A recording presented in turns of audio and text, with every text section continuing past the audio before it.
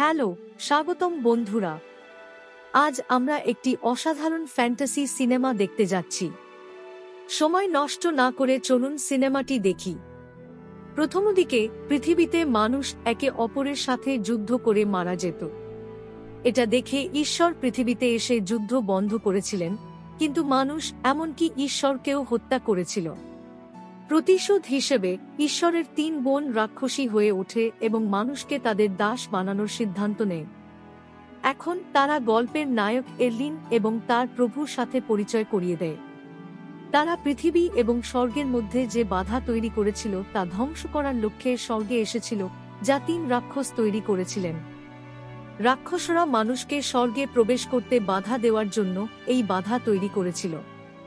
রাক্ষসরা মানুষের আত্মার ভান করে তাদের বিভ্রান্ত করার চেষ্টা করে, কিন্তু এরলিন এবং তার প্রভু সহজেই এই কৌশলটি আবিষ্কার করে। এদিকে মেঘ থেকে একটি ছুরি তাদের আক্রমণ করে, কিন্তু এরলিন কোনোভাবে তার অস্ত্র দিয়ে পালিয়ে যেতে সক্ষম হয়। একজন রাক্ষস দেবতা উপস্থিত হয়ে বলে, যদি তুমি এখানে আলোচনা করতে এসে থাকো, ভুলে যাও সে একটি চুক্তি করে, যদি তুমি আমাকে সমস্ত মানব আত্মা দাও, আমি নিজেই বাধাটি ধ্বংস করব। কিন্তু প্রভু তা প্রত্যাখ্যান করেন, তাই এরলিন যুদ্ধ শুরু করেন। রাক্ষস দেবতা শক্তিশালী, তার হাতের একটি সহজ দুল দিয়ে তার অস্ত্র নিয়ন্ত্রণ করে। এরলিন লড়াই করে, কিন্তু মাস্টার হস্তক্ষেপ করে এরলিনকে বলে, আমি তাকে সামলাবো, তুমি যাও এবং বাধাটি ধ্বংস করো। মাস্টার রাক্ষস দেবতার সাথে লড়াই শুরু করে, আর এরলিন বাধার দিকে উড়ে যায়।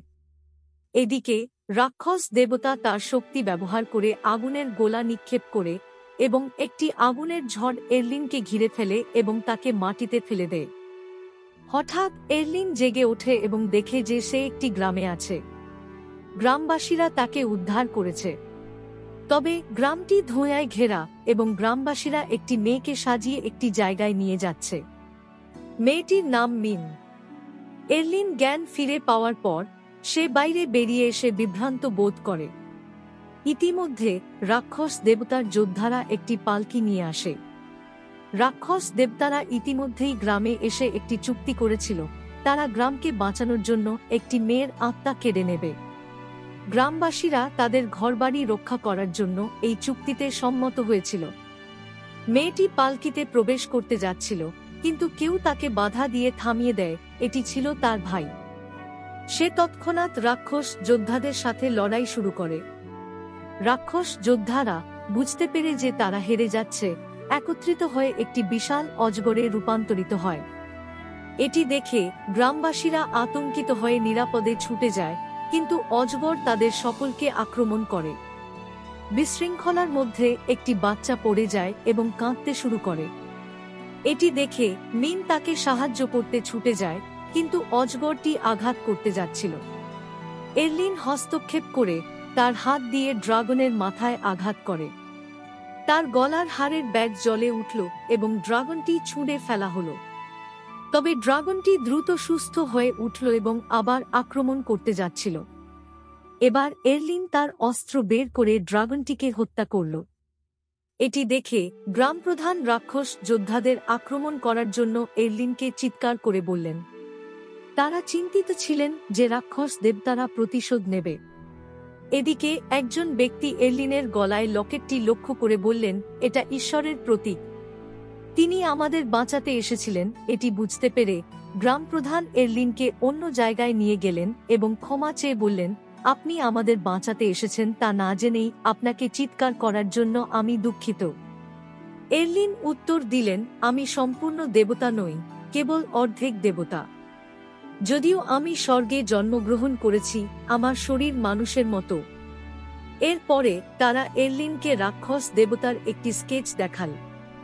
এটি দেখার পর এরলিন তৎক্ষণাৎ তাকে সেই ব্যক্তি হিসেবে চিনতে পারলেন যার সাথে তিনি স্বর্গে যুদ্ধ করেছিলেন। এরলিন বলল, দানব দেবতারা শক্তিশালী। তাদের সাথে লড়াই করার জন্য আমাদের একটি বিশেষ দেবতার অস্ত্রের প্রয়োজন, কিন্তু এটি ঈশ্বরের পাহাড়ে অবস্থিত। এটি পাওয়া সহজ নয়। এটি পেতে আমাকে বেশ কয়েকটি বাধা অতিক্রম করতে হবে। এদিকে মিন বলল, আমি তোমার সাথে আসব। কে সত্যিকার অর্থে মানুষ আর কে রাক্ষস তা দেখার ক্ষমতা আমার আছে। আমি অবশ্যই তোমার যাত্রায় সাহায্য করব। স্বর্গে অসুর দেবতারা তাদের দেখছিল এবং হাসছিল। তারা জানত যে অস্ত্রটি পাওয়া অত্যন্ত কঠিন হবে, এবং তারা বিশ্বাস করেছিল যে যদি এরলিন এটি পেতে চেষ্টা করে তবে সে পথেই মারা যাবে। এরলিন এবং মিন অস্ত্রটি খুঁজে বের করার জন্য তাদের যাত্রা শুরু করেছিল। পথে মিন অনেক কথা বলছিল, কিন্তু এরলিন লক্ষ্য করল যে কেউ তাদের অনুসরণ করছে। সে তার অস্ত্র ছুঁড়ে মারল, কিন্তু এটি ছিল মিনের ভাই। সে বলল, আমি আমার বোনকে রক্ষা করার জন্য তোমার যাত্রায় যোগ দেব। তারা একটি পাহাড়ের ঢালে পৌঁছে বিপজ্জনক ঈশ্বরের পাহাড় দেখতে পেল। সেই রাতে মিন নদীতে ভাসমান একটি মোমবাতির আলো দেখতে পেল। তারা এটি অনুসরণ করে এবং একজন বৃদ্ধ মহিলাকে মোমবাতি প্রস্তুত করতে দেখেছিল। সে বলল, কাছাকাছি একটি হোটেল আছে যেখানে তুমি বিশ্রাম নিতে পারো। তারা তিনজন হোটেলে গেল, যেখানে তারা লোকেদের খেতে দেখল। তারাও বসল। ইতিমধ্যে একজন সুন্দরী মহিলা এরলিনের কাছে এসে তাকে পানীয় দিয়ে মুগ্ধ করার চেষ্টা করল। এরলিন তা এড়িয়ে গেল এবং হঠাৎ মেয়েটির হাত মুচড়ে দিল। মিনের ভাই অবাক হয়ে চিৎকার করে উঠল, কিন্তু এরলিন শান্তভাবে বলল, এগুলো সবই মায়া। এখানকার লোকেরা বারবার একই কাজ করছে। চোখ বন্ধ করে খোলো। মিন চোখ বন্ধ করে খুললে সে দেখতে পেল যে মহিলার মুখ নেই। মহিলাটি তৎক্ষণাৎ উড়ে গিয়ে দরজা বন্ধ করে দিল। হোটেলটি একটি পরিত্যক্ত, ভয়ঙ্কর জায়গায় পরিণত হল। মানুষগুলো এখন কঙ্কালে পরিণত হল। একজন ব্যক্তি জাদুকরী শব্দ লিখতে শুরু করল এবং লড়াই শুরু হল। দানবটি জাদুকরী শব্দ এবং মারামারি ব্যবহার করে শক্তি অর্জন করল, এবং মিন লক্ষ্য করল যে মহিলার চুলে একটি জাদুকরী শব্দ আটকানো আছে। মিনের ভাই ক্লিপটি নিয়েছিল, কিন্তু মিন বিপদে পড়েছিল। এরলিন দ্রুত তাকে বাঁচাল, এবং যখন তারা ক্লিপে জাদুকরী শব্দ পরিবর্তন করে, তখন ব্যক্তিটি অদৃশ্য হয়ে গেল এবং মহিলাটি স্বাভাবিক হয়ে গেল। মহিলাটি তার গল্প বলতে শুরু করল, আমি ছোটবেলা থেকেই এই ব্যক্তির দ্বারা নিয়ন্ত্রণ করে আসছি। সে আমার চুলে জাদুকরী শব্দ আটকে রেখেছিল, এবং তার মৃত্যুর পর তার আত্মা আমাকে নিয়ন্ত্রণ করতে থাকে। আমি খুব খুশি যে তুমি আমাকে এই অভিশাপ থেকে বাঁচিয়েছ। সে এই কথা বলে তাদের একটি মোমবাতি দিয়ে অদৃশ্য হয়ে গেল। পরে তারা ঈশ্বরের পর্বত খুঁজে পেল এবং সেই স্থানে প্রবেশ করল। সেখানে একটি ছোট রাক্ষস তাদের স্বাগত জানিয়ে বলল, যদি তোমরা অস্ত্রটি পেতে চাও, তাহলে পরবর্তী প্রবেশপথে পৌঁছানোর জন্য তোমাদের আমার পাশ দিয়ে যেতে হবে। আমরা একটা খেলা খেলব। আঙুলের এক ঝাঁকুনিতে জায়গাটি বনে পরিণত হল। ছোট রাক্ষস বলল, অস্ত্রটি আমার পিঠে। যে আমাকে স্পর্শ না করে এটি নিতে পারে সে জিতবে এবং অতিক্রম করবে, কিন্তু যদি তুমি আমাকে স্পর্শ করো তাহলে তুমি একটি মূর্তিতে পরিণত হবে। এবং সে তাদের চারপাশে বেশ কয়েকটি মূর্তি দেখাল। রাক্ষসটি তৎক্ষণাৎ তাদের তাড়া করতে শুরু করল। সে মিনের ভাইকে স্পর্শ করতে যাচ্ছিল, কিন্তু এরলিন তার অস্ত্র ছুঁড়ে তাকে রক্ষা করল। মিনের ভাই দ্রুত তার চাবুকটি রাক্ষসের পায়ে ছুঁড়ে দিল, তাকে উল্টো করে ঝুলিয়ে দিল। অস্ত্রটি মাটিতে পড়ে গেল এবং মিনের ভাই এটি ধরে চ্যালেঞ্জ জিততে সক্ষম হল। পরবর্তী প্রবেশপথটি খুলে গেল এবং তারা যেতে যাচ্ছিল, কিন্তু ছোট্ট রাক্ষস তাদের থামানোর চেষ্টা করল।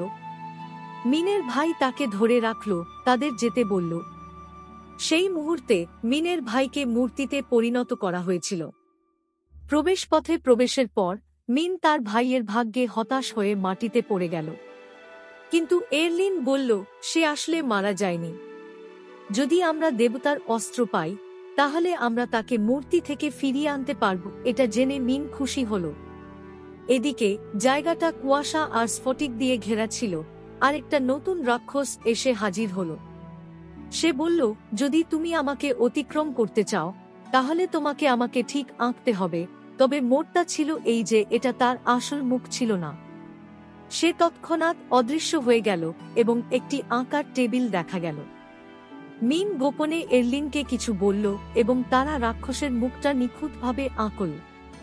রাক্ষস জিজ্ঞাসা করল, তুমি আমাকে কিভাবে আঁকলে? এরলিন উত্তর দিল, আমরা স্ফটিকের প্রতিচ্ছবিতে তোমার আসল মুখটা দেখেছি। সে তাদের যেতে দিল। এবং জায়গাটা ভেঙে পড়তে লাগল। এরলিন এবং মিন প্রবেশপথের দিকে দৌড়ে গেল, কিন্তু দুর্ভাগ্যবশত এরলিন প্রবেশপথ বন্ধ হওয়ার ঠিক আগে পার হয়ে গেল। মিন চিৎকার করে বলল, অস্ত্রটা নাও যাতে তুমি আমাদের সবাইকে বাঁচাতে পারো। এরলিন মিনের হাত ছেড়ে দিল এবং শেষ স্থানে প্রবেশ করল। সেখানে একটি মাথাবিহীন রাক্ষস আবির্ভূত হয়ে বলল, যদি তুমি দেবতার অস্ত্র চাও তাহলে তোমাকে অবশ্যই যুদ্ধ করে জিততে হবে। এরলিন তৎক্ষণাৎ তার অস্ত্রের মতো অগ্নিশক্তি ব্যবহার করে আক্রমণ করে, কিন্তু রাক্ষস সহজেই তাকে দূরে ছুঁড়ে ফেলে দেয়। এরপর এরলিন তার অস্ত্রটি বিদ্যুৎ শক্তি দিয়ে ছুঁড়ে মারে, কিন্তু রাক্ষসটি তার বিরুদ্ধে এরলিনের শক্তি ব্যবহার করে তাকে আবার ছুঁড়ে ফেলে। তারপর এরলিন তার অস্ত্রটিকে আংটিতে রূপান্তরিত করে আক্রমণ করে, কিন্তু রাক্ষসটি আবার তাকে পিছনের দিকে ঠেলে দেয়। এরলিন বুঝতে পারল যে সে প্রচলিত উপায়ে রাক্ষসকে পরাজিত করতে পারবে না। সে তার সমস্ত ক্ষতির কথা ভেবে দৃঢ়প্রতিজ্ঞ হয়ে তার সমস্ত শক্তি দিয়ে আক্রমণ শুরু করে। সে তার সমস্ত শক্তি সংগ্রহ করে, তার সমস্ত অস্ত্র সংগ্রহ করে এবং তার যা কিছু ছিল তা দিয়ে আঘাত করে।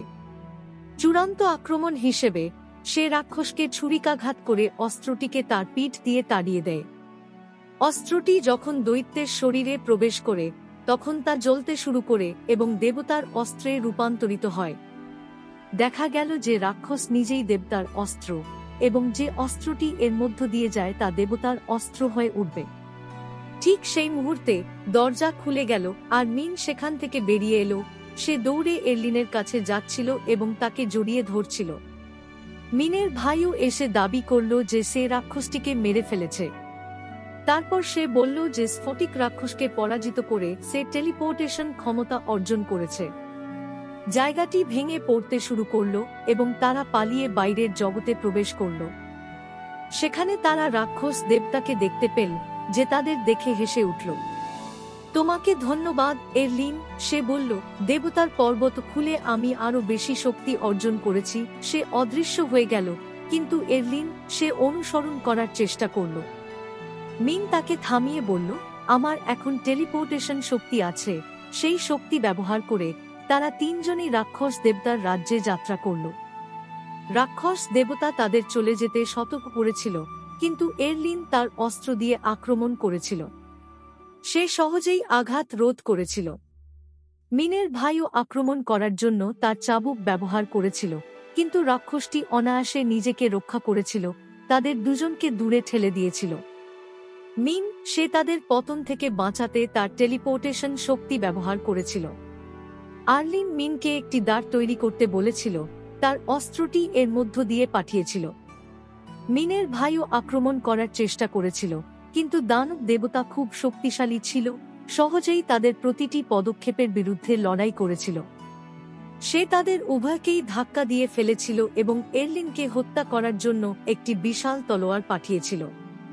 মিন হস্তক্ষেপ করেছিল, তরবারি থামানোর জন্য একটি দ্বার তৈরি করেছিল। সে তার সমস্ত শক্তি ব্যবহার করেছিল, কিন্তু সে বেশিক্ষণ ধরে রাখতে পারেনি। ফলস্বরূপ সে দুর্বল হয়ে পড়ে এবং তরবারিটি টুকরো টুকরো হয়ে যায়, যার ফলে মিন পড়ে যায়। এরলিন সে তাকে তার বাহুতে ধরে। মিন হেসে বলল, তোমাকে বাঁচাতে পেরে আনন্দিত হলাম। সে অদৃশ্য হওয়ার আগে এরলিন মেনে নিতে পারছিল না যে মিন চলে গেছে। ইতিমধ্যে রাক্ষস দেবতা মিনের ভাইকে আক্রমণ করে এবং সে পড়ে যায়। মিনের আত্মাকে ফুলের মতো হাতে ধরে এর শক্তি অনুভব করল এরলিন।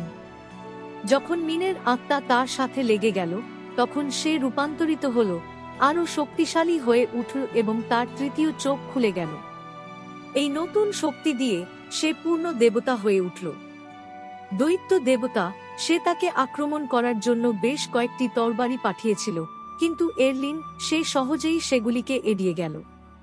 সে এগিয়ে যাওয়ার সাথে সাথে দৈত্য সে সমস্ত তরবারি একত্রিত করে আঘাত করার জন্য, কিন্তু এরলিন সহজেই পালিয়ে যায় এবং তার দিকে এগিয়ে যায় এবং তার অস্ত্র তার মাথায় তাক করে।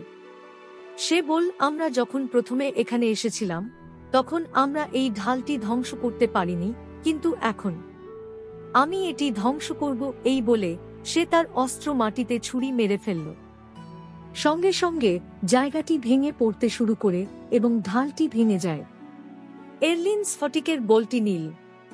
সেই মুহূর্তে তাদের মন্দির ধ্বংসের কারণে ক্রোধে ৩ জন দৈত্য দেবতা আবির্ভূত হলেন। তাদের ক্রোধে তারা একটি বিশাল ৩-মুখী দৈত্যে মিশে গেল। কিন্তু এরলিন ভয় না পেয়ে দৈত্যের শরীরে উঠে তার অস্ত্রটি তার হাতে ছুরি মেরে এটি ছিন্ন করে দিল। রাক্ষস দেবতা আক্রমণ করার জন্য তার অন্য হাত ব্যবহার করেছিলেন, কিন্তু এরলিন এড়িয়ে যান এবং তার তৃতীয় চোখের শক্তি ব্যবহার করেন। তিনি তার অস্ত্রটিকে বুলেটের মতো উড়ন্ত করে তোলেন, এটি রাক্ষসের দেহ ভেদ করে ধ্বংস করে দেন। রাক্ষস দেবতারা ভেঙে মাটিতে পড়ে যান। এরলিন তাদের হত্যা করতে যাচ্ছিলেন, কিন্তু কেউ তাকে থামিয়ে দিলেন। এটি অন্য কেউ নয় বরং তার প্রভু। তার প্রভু বললেন, তাদের হত্যা করা সমাধান নয়। আমাদের তাদের ভুল বুঝতে এবং পরিবর্তন করার সুযোগ দিতে হবে। প্রভু একটি জাদুর চার্ট খুলে রাক্ষস দেবতাদের ভেতরে বন্দী করে রাখলেন যতক্ষণ না তারা তাদের কর্মের জন্য প্রায়শ্চিত্ত করে। তার প্রভু বললেন, এখন তুমি একজন পূর্ণ দেবতা। তোমাকে গ্রামে যেতে হবে এবং সেখানকার লোকদের সাহায্য করতে হবে। এরলিন গুরুর কথা মেনে নিলেন, কিন্তু মিনের জন্য তার চিন্তাভাবনা দুঃখে ভরে উঠল। তিনি নদীতে মোমবাতি রেখে বললেন, এই জন্মে আমরা একসাথে নই, কিন্তু পরবর্তী জন্মে আমরা একসাথে থাকব। এবং এর সাথে সাথে গল্পটি শেষ হয়ে গেল। আশা করি তোমরা সবাই উপভোগ করেছ। দেখার জন্য ধন্যবাদ।